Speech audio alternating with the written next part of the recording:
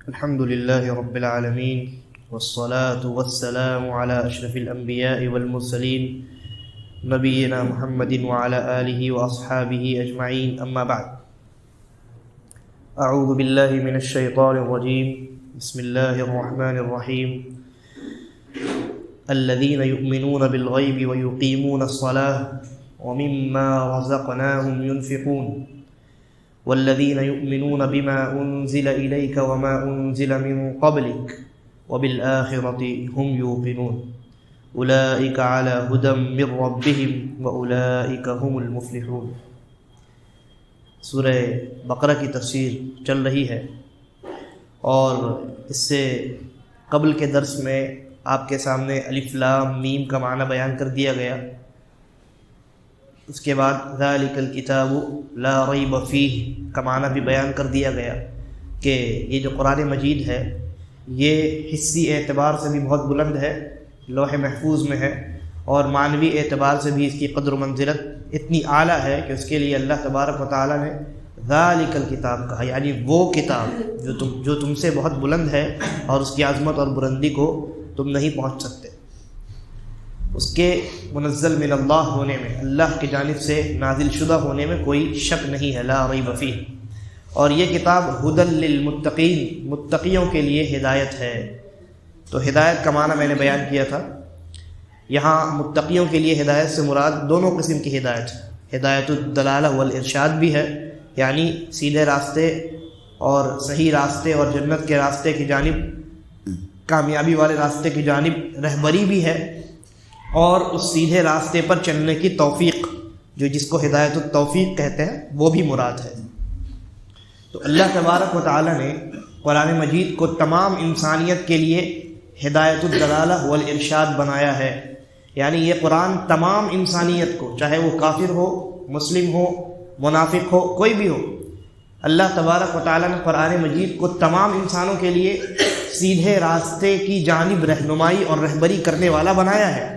لیکن اس رہبری اور اس رہنمائی کے بعد اس سیدھے راستے پر توفیق اللہ تبارک و تعالی متقیوں کو دیتا ہے، کافروں اور ملحدوں اور منافقوں کو نہیں دیتا ہے۔ تو اسی لیے اللہ رب العالمین نے یہاں کہا ہدی للمتقین، کہ یہ جو قرآن مجید ہے، کتاب ہے، یہ متقیوں کے لیے ہدایت ہے، یعنی متقی اس سے سیدھے راستے کی جانب رہبری بھی حاصل کرتے ہیں، اور اللہ تبارک و تعالی اس قرآن کے ذریعے سے انہیں اس سیدھے راستے پر چلنے کی توفیق بھی عطا کرتا ہے۔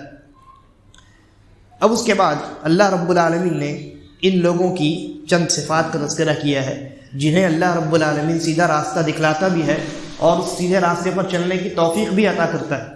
ان لوگوں کی اللہ رب العالمین نے چند صفات کا تذکرہ کیا ہے، یعنی ان متقیوں کی، تو اللہ رب العالمین نے فرمایا الذین یؤمنون بالغیب، یہ جو متقی حضرات ہیں، اللہ رب العالمین سے ڈرنے والے، ان کی سب سے پہلی صفت یہ ہے کہ یہ غیب پر ایمان لاتے ہیں، غیب پر ایمان لاتے ہیں۔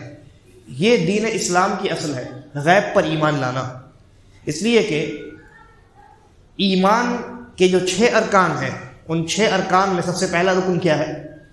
آمنت باللہ، اللہ پر ایمان لانا، اور اللہ رب العالمین کو ہم نے دیکھا نہیں ہے، چنانچہ اللہ پر ایمان لانا یہ ایمان کی اصل ہے، اور ایمان کی اصل غیب پر ایمان لانا ہے۔ ہم نے اللہ کو دیکھا ہی نہیں، ہم اللہ پر جو ایمان رکھتے ہیں وہ کیسے رکھتے ہیں؟ بغیر دیکھے رکھتے ہیں، ہم صرف دل سے تصدیق کرتے ہیں، ہماری ان آنکھوں نے اس دنیا میں اللہ رب العالمین کا دیدار نہیں کیا۔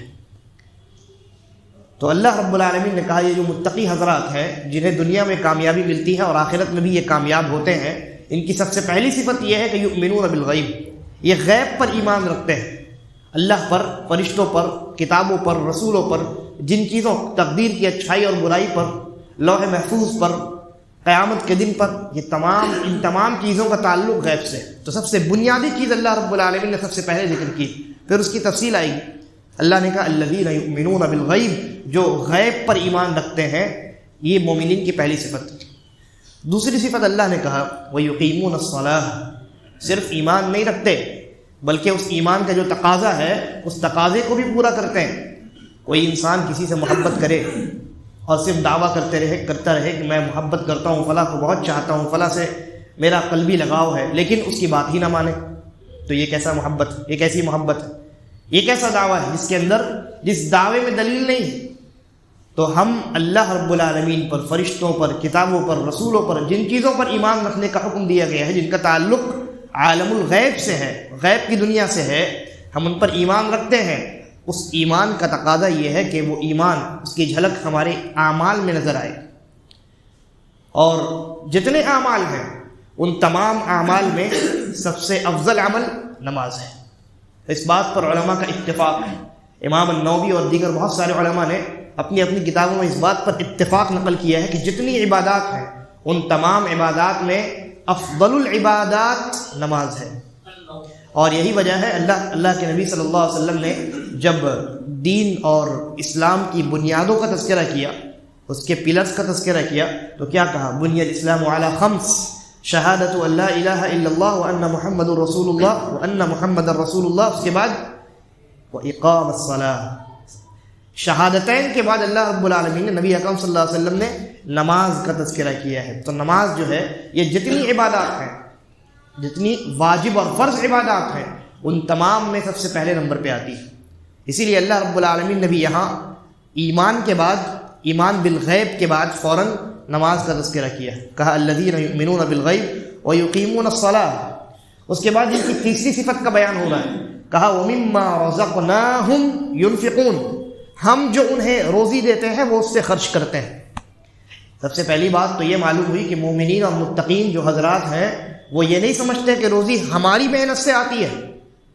اللہ نے کیا کہا؟ وَمِمَّا رَزَقْنَاهُمْ، ہم جو انہیں روزی دیتے ہیں، یعنی متقیوں کا ایمان یہ ہوتا ہے کہ روزی اللہ رب العالمین کی جانب سے آتی ہے، ہماری محنت یہ سبب ہے۔ اگر اللہ رب العالمین ہمارے لیے وسائل مہیا نہ کرے، اللہ نہ چاہے، آپ دیکھیے کتنے بڑے بڑے حضرات ہیں جو بڑی بڑی ڈگریاں لے کر کے بیٹھے ہیں، اللہ رب العالمین نے ان کی روزی کا اہتمام نہیں کیا ہے۔ تو جو متقی حضرات ہوتے ہیں، جو اللہ سے ڈرنے والے ہوتے ہیں، حقیقی معنی میں مومن اور مسلم ہوتے ہیں، وہ یہ عقیدہ رکھتے ہیں کہ یہ جو روزی آتی ہے یہ اللہ رب العالمین کی جانب سے آتی ہے۔ جب اللہ رب العالمین کی جانب سے روزی آتی ہے تو روزی کے پیچھے پڑنے کے بجائے اللہ رب العالمین کے دربار کے پیچھے پڑنا چاہیے۔ انسان روزی محنت کر کے ضرور حاصل کرتا ہے، لیکن اس روزی کی طرف، اس روزی کو انسان تک لے آنے والا یا اس روزی تک انسان کو پہنچانے والا کون ہے؟ اللہ رب العالمین کی ذات۔ لہذا اللہ نے کہا وَمِمَّا رَزَقْنَاهُمْ، ہم جو انہیں روزی دیتے ہیں، يُنْفِقُونَ، وہ اس سے خرچ کرتے ہیں۔ دیکھیے یہاں اللہ رب العالمین نے ایمان بالغیب کا تذکرہ کیا، غیب پر ایمان لایا جائے۔ غیب پر ایمان میں تمام چیزیں داخل ہیں، تمام کی تمام، جتنی ایمان کے چھ ارکان داخل ہیں، قیامت داخل ہے، جنت اور جہنم داخل، تمام چیزیں داخل۔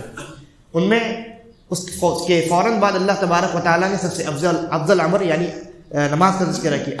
اس کے بعد تیسرے نمبر پہ اللہ رب العالمین نے خرچ کرنے کا تذکرہ کیا۔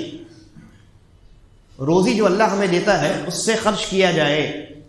یہ جو ہم اللہ کے راستے میں خرچ کرتے ہیں اس کو کیا کہتے ہیں؟ کیا کہتے ہیں؟ صدقہ۔ صدقہ کہتے ہیں نا؟ کیوں کہتے ہیں صدقہ؟ اس کی وجہ کیا ہے؟ صدقہ عربی زبان کا لفظ ہے، آپ جانتے ہیں۔ صدقہ کا جو روٹ ورڈ ہے وہ کیا ہے؟ صاد، دال اور قاف، اسی سے صدقہ بنا ہے، اسی سے صادق بنا ہے، اسی سے صادقین ہے۔ تو یہ جو صاد، دال اور قاف ہے، اس کا معنی کیا ہوتا ہے؟ اس کا معنی ہوتا ہے صدق، یعنی سچائی۔ صدق کیا معنی ہوتا ہے؟ سچائی۔ اسی سے اللہ رب العالمین نے عربی زبان میں اسی سے صدقہ بنایا گیا ہے۔ گویا یہ جو صدقہ، مال جو انسان خرچ کرتا ہے، اس کو صدقہ اس لیے کہا گیا کیونکہ انسان کا مال خرچ کرنا اس کے اندرونی ایمان کی تصدیق کرتا ہے۔ صدقہ جو ہے، انسان جو مال خرچ کرتا ہے اللہ کے راستے میں، کیونکہ مال انسان کو بہت محبوب ہے۔ مال انسان کو، سورہ عادیات میں اللہ رب العالمین نے کیا کہا کہ انسان جو ہے مال پر بہت زیادہ حریص ہوتا ہے، بہت پسند کرتا ہے انسان مال کو۔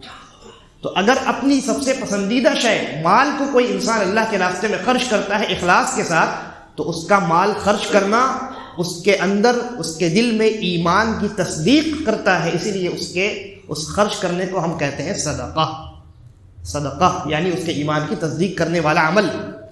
تو اللہ رب العالمین نے ایمان بالغیب کے بعد نماز کا تذکرہ کیا کیونکہ وہ افضل الاعمال ہے، اور پھر اس کے بعد صدقہ کا تذکرہ کیا کیونکہ اس کے ایمان پر دلیل اس کا اللہ کے راستے میں خرچ کرنا ہے۔ تو یہ 3 صفات ہو گئی مومنین متقین کی، جو ہدایت پاتے ہیں دنیا و آخرت میں، ان کی 3 صفات ہو گئی۔ اب اس کے بعد 4تھی صفت کا تذکرہ۔ اللہ رب العالمین نے کہا والذین یؤمنون بما انزل الیک، ان کی 4تھی صفت یہ ہے کہ آپ پر جو نازل کیا گیا ہے وہ اس پر ایمان رکھتے ہیں۔ اور نبی اکرم صلی اللہ علیہ وسلم پر کیا نازل کیا گیا؟ قرآن مجید نازل کیا گیا، اور قرآن مجید کے ساتھ ساتھ نبی اکرم صلی اللہ علیہ وسلم نے کیا فرمایا؟ انی اوتیت القرآن ومثلہ معہ، مجھے قرآن بھی عطا کیا گیا اور قرآن ہی کے مثل ایک دوسری چیز بھی عطا کی گئی۔ تو یہ دونوں چیزیں نبی اکرم صلی اللہ علیہ وسلم پر نازل ہوئی ہیں، لہذا جو حقیقی معنی میں متقی ہوتا ہے وہ قرآن پر بھی ایمان رکھتا ہے اور حدیث پر بھی ایمان رکھتا ہے۔ اللہ کے نبی صلی اللہ علیہ وسلم کا یہ فرمانا کہ مجھے قرآن کے مثل ایک اور چیز عطا کی گئی ہے، یہ اس بات کی دلیل ہے کہ یہ جو دوسری چیز جو اللہ کے نبی کو ملی ہے قرآن کے ساتھ ساتھ اس دوسری چیز کی حیثیت اور اس دوسری چیز کا درجہ بھی قرآن ہی کے برابر ہے۔ دلیل ہونے میں، حجت ہونے میں اس دوسری چیز کا درجہ قرآن کے برابر ہے، کیونکہ خود اللہ کے نبی نے کہا انی اوتیت القرآن ومثلہ معہ، یہ نہیں کہا کہ وبعدہ شیء، یہ اس طریقے سے دوسرے الفاظ نہیں کہہ دیا قرآن بھی عطا کیا، ہاں اس کے بعد پھر ایک اور چیز عطا کی گئی، کہا قرآن بھی عطا کیا گیا اور قرآن کے مثل کا مطلب یہ ہوتا ہے کہ بالکل ایک جیسی ہو، فرق نہ ہو دونوں میں۔ لہذا قرآن جس طریقے سے حجت ہے، دلیل ہے، اسی طریقے پر دوسری چیز جس کو حدیث کہتے ہیں وہ بھی حجت ہے اور وہ بھی دلیل ہے۔ ہاں یہ الگ بات ہے کہ قرآن کریم کو ایک الگ خصوصیت حاصل ہے کہ وہ اللہ کا کلام ہے اور اس کو وہ متعبد بالتلاوہ ہے، یعنی اس کو تلاوت کرنے سے اجر و ثواب ملتا ہے۔ صرف آپ حدیث کو بغیر اس کا معنی اور مفہوم سمجھے تلاوت کریں تو ثواب نہیں ملتا ہے۔ لیکن جہاں تک حجت اور دلیل ہونے کی بات ہے تو قرآن بھی دلیل اور حجت ہے اور حدیث بھی دلیل اور حجت ہے۔ تو ان کی متقیوں کی جو 4تھی صفت ہے وہ یہ ہے کہ وہ نبی اکرم صلی اللہ علیہ وسلم پر نازل شدہ تمام امور پر ایمان رکھتے ہیں۔ اس کے بعد ان کی 5ویں صفت کا تذکرہ آیا، کہا وما انزل من قبلک، آپ سے پہلے جو چیزیں نازل کی گئی ہیں ان کے اوپر بھی ایمان رکھتے ہیں۔ نبی اکرم صلی اللہ علیہ وسلم سے پہلے جو جتنے بھی انبیاء آئے ان انبیاء پر اللہ رب العالمین نے بعض کو کتابیں عطا کی اور بعض کو صحیفے عطا کیے۔ اللہ رب العالمین نے چھوٹے چھوٹے صحیفے، کسی کو کتاب ملی، کسی کو صحیفے ملے اور کسی کو دونوں ملی۔ مثال کے طور پہ حضرت موسیٰ علیہ السلام، حضرت موسیٰ علیہ السلام کو اللہ رب العالمین نے کتاب بھی عطا کیا تورات، اور حضرت موسیٰ کو صحیفہ بھی عطا کیا گیا۔ سورہ اعلیٰ جو سورہ غاشیہ سے پہلے ہے اور جمعہ کی نماز میں عام طور سے پڑھا جاتا ہے، آخر میں کیا ہے؟ صحف ابراہیم و موسیٰ، ابراہیم اور موسیٰ علیہ السلام کے صحیفے۔ تو یہ جو صحیفے ہیں یہ کتاب سے چھوٹی ہوتی ہے، کتاب موٹی ضخیم ہوتی ہے اور چھوٹی چھوٹی چیزیں جو ہوتی وہ کسی پیپر کی شکل میں اللہ رب العالمین کی جانب سے جو مختصر پیغامات ہوتے ہیں ان کو صحیفے کہا جاتا ہے۔ تو حضرت موسیٰ علیہ السلام کو تورات کتاب بھی ملی اور بعض صحیفے بھی ملے، مختصر پیغامات، اور بعض انبیاء ایسے جیسے حضرت ابراہیم علیہ السلام، حضرت ابراہیم علیہ السلام کو اللہ نے کوئی کتاب نہیں عطا کی لیکن ان کی جانب اللہ رب العالمین نے بعض صحیفوں کا نزول کیا تھا، اور ان صحیفوں میں ان کی قوم کے متعلق، اس زمانے کے متعلق اللہ رب العالمین نے بعض احکامات نازل کیے تھے، جو پھر اس کے بعد جب دوسرے نبی آئے تو وہ جو شریعت پہلے نازل ہوئی تھی وہ شریعت منسوخ کر دی گئی، پھر اس کے بعد دوسرے نبی کی شریعت کو فالو کرنے کا حکم دیا گیا، اور یہی سلسلہ چلتا چلا گیا یہاں تک کہ نبی اکرم جناب محمد رسول اللہ صلی اللہ علیہ وسلم کو اللہ رب العالمین نے بھیجا تو آپ نے آ کر کے اس سلسلے کو ختم کر دیا۔ اس سلسلے پر آپ کو کیا کہا جاتا ہے؟ خاتم النبیین۔ ابھی خاتم کا معنی بھی آگے وہ ختم اللہ علی قلوبہم میں بیان کروں گا۔ خاتم کا معنی کیا ہوتا ہے؟ جو اسٹیمپ آپ لگاتے ہیں نا، ایک لفاف ہوتا ہے جس کے اندر خط ڈال دیا جاتا ہے اور پھر اس کے اوپر اس لفاف کو جہاں لفاف بند ہوتا ہے وہاں پر ایک لکوڈ ڈال کر کے سیل لگایا جاتا ہے، اسٹیمپ لگا دیا جاتا ہے، اس کو اگر کھول دیا جائے تو پتہ چل جائے گا کہ یہ کھول دیا گیا ہے. تو سیل لگانے کے بعد وہ اسٹیمپ جو لگا دیا جاتا ہے، اس کے بعد اب سیدھا وہی انسان کھول سکتا ہے جس کی جانب یہ لیٹر، یہ خط بھیجا گیا ہے. تو اب اسٹیمپ اور سیل لگنے کے بعد اب اس کے اندر سے کوئی چیز باہر نہیں نکل سکتی اور باہر سے کوئی چیز اندر نہیں جا سکتی. تو نبی اکرم صلی اللہ علیہ وسلم کی صفت یہ بتائی گئی، خاتم النبیین، آپ نبیوں کے سلسلے پر سیل لگانے والے ہیں. گویا اب آپ کے بعد نبی اس دنیا میں نہیں آ سکتے.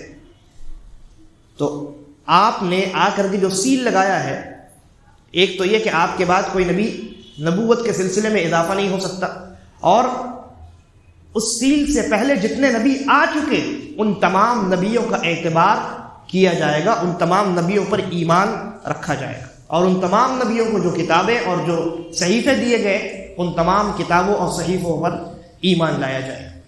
اور جیسا کہ میں نے عرض کیا تھا پچھلے ہفتے یا اس سے پہلے کے درس میں، سنیچر کے دن رات میں جو درس ہوتا ہے اس میں، کہ جو پچھلے انبیاء آئے اور ان کو جو شریعتیں عطا کی گئیں، وہ شریعتیں اس امت کے لیے 2 شرط کے ساتھ حجت ہے. یعنی پچھلے انبیاء جو آئے اور ان کو جو شریعتیں عطا کی گئی، ان شریعتوں میں جو احکام ہیں، ہر حکم اس امت کے لیے حجت نہیں، بلکہ اس امت کے لیے بنیادی طور پہ نبی اکرم صلی اللہ علیہ وسلم کی شریعت حجت ہے.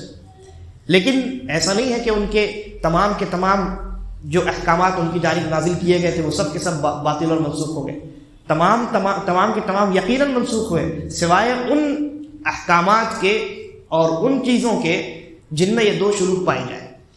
پہلی شرط یہ کہ کوئی عمل ایسا ہو کہ جس کے منسوخ ہونے کی دلیل شریعت کے اندر موجود، ہماری شریعت کے اندر موجود نہ ہو. اگر پچھلی شریعت کا کوئی حکم ایسا ہو کہ جس کے منسوخ ہونے پر کوئی دلیل ہماری شریعت میں موجود نہ ہو، اور وہ پچھلی شریعت کا جو حکم ہے وہ ہماری شریعت سے کسی بھی طور پر ٹکرانے والا نہ ہو، یہ 2 شروط ہیں. اگر ان دونوں شروط کو ہم دیکھیں کہ کسی حکم میں پائی جاتی ہیں، یہ دونوں شروط، گرچہ وہ حکم پچھلے انبیاء میں سے کسی بھی نبی کی شریعت کا ہو، ہمارے لیے وہ بھی حجت ہوگا، ہمارے لیے وہ بھی حجت ہوگا. آپ دیکھیے قرآن مجید کے اندر اللہ تبارک و تعالیٰ نے کتنے انبیاء کے واقعات اور قصے بیان فرمائے، لیکن ان تمام کی شریعتیں ہمارے لیے حجت نہیں. ہمارے لیے ان کی شریعتوں میں سے صرف وہی چیزیں حجت ہے کہ جن کے منسوخ ہونے کی دلیل شریعت میں موجود نہ ہو اور وہ حکم ہماری موجودہ نبی اکرم صلی اللہ علیہ وسلم کی شریعت سے ٹکرانے والی نہ ہو. اگر یہ دونوں شروط پائی جاتی ہوں تو پھر وہ جو پچھلی شریعت ہے اس کا وہ حکم ہمارے لیے بھی حجت ہوگا. تو اللہ رب العالمین نے کہا 5ویں صفت ان لوگوں کی کہ وہ ان چیزوں پر بھی ایمان لاتے ہیں، وہ متقی حضرات جن کو اللہ رب العالمین نے نبی اکرم صلی اللہ علیہ وسلم سے پہلے انبیاء پر نازل کیا. اور ان کی آخری صفت وَبِالْآخِرَةِ هُمْ يُوقِنُونَ، آخرت پر وہ لوگ یقین رکھتے ہیں، آخرت پر وہ لوگ یقین رکھتے ہیں. اور آخرت میں انسان کی موت کے بعد کا پورا سلسلہ ہے. آخرت پر ایمان میں صرف قیامت نہیں، یا قیامت سے آخرت پر ایمان شروع نہیں ہوتا، بلکہ انسان کی موت ہوئی، اس موت کے بعد جو سلسلہ شروع ہوتا ہے وہ پورا سلسلہ ایمان بالآخرہ میں داخل ہے. اب چاہے وہ قبر کا مسئلہ ہو، برزخ کا مسئلہ ہو، اسی طریقے پر میدان محشر کا مسئلہ ہو، جنت اور جہنم کا مسئلہ ہو، پل صراط کا مسئلہ ہو، حوض کا مسئلہ ہو، شفاعت کا مسئلہ ہو، حساب و کتاب کا مسئلہ ہو، یہ تمام چیزیں ایمان بالآخرہ میں داخل ہے. تو یہ جو متقی حضرات ہیں ان کی آخری اور سب سے عمدہ صفت یہ ہے، بہت عمدہ صفت یہ ہے، ان کی یہ خصوصیت ہے کہ وہ آخرت کے دن پر ایمان رکھتے ہیں. آخرت کے جتنے امور ہیں ان میں سے کسی کا بھی انکار نہیں کرتے، بلکہ وہ اس پر ایمان رکھتے ہیں، ایمان کامل رکھتے ہیں. اسی لیے بطور خاص اللہ رب العالمین نے ان کا تذکرہ کیا. یہ متقی حضرات آخرت پر ایمان رکھتے ہیں. آخرت پر جو انسان ایمان رکھتا ہے وہ اس دنیا میں اسی آخرت کے لیے عمل کرتا ہے. اسی لیے اللہ رب العالمین نے سورہ ماعون کے اندر جب ارشاد فرمایا کہ ارائیت الذی یکذب بالدین، فذلك الذي يدعو اليتيم ولا يحض على طعام المسكين، کہ آپ کا کیا خیال ہے ان لوگوں کے متعلق، یا کیا آپ نے دیکھا ان لوگوں کو جو آخرت کے دن کو جھٹلاتے ہیں؟ تو جب آخرت کے دن کو وہ جھٹلاتے ہیں تو دنیا میں ان کا رویہ کیسا ہوتا ہے؟ کہا اللہ رب العالمین نے اَرَأَيْتَ الَّذِي يُكَذِّبُ بِالدِّينِ فَذَلِكَ الَّذِي يَدُعُّ الْيَتِيمَ، یتیموں کی پرواہ نہیں کرتے. یتیموں کی، جو آخرت کو جھٹلاتے ہیں وہ یتیموں کی پرواہ نہیں کرتے. کیوں؟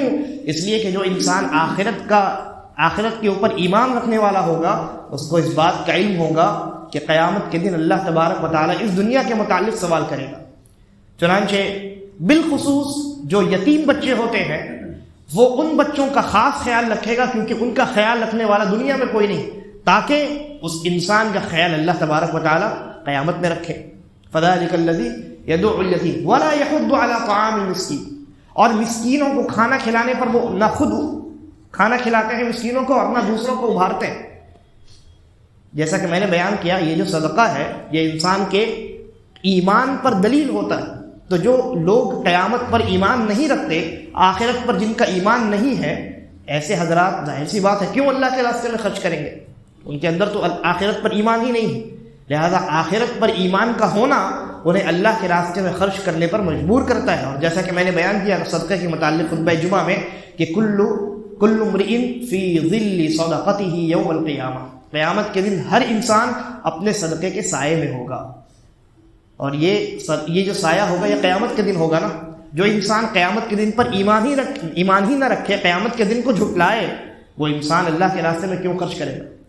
بہرحال تو ان کی یہ چھٹی صفت ہے وَبِالْآخِرَةِ هُمْ يُوقِنُونَ، کہ وہ آخرت کے دن پر ایمان رکھنے والے ہیں اور آخرت کے دن کے جو احوال ہیں ان تمام احوال سے وہ واقف ہیں اور اس دنیا میں آخرت کی دنیا کے لیے تیاری کرتے ہیں.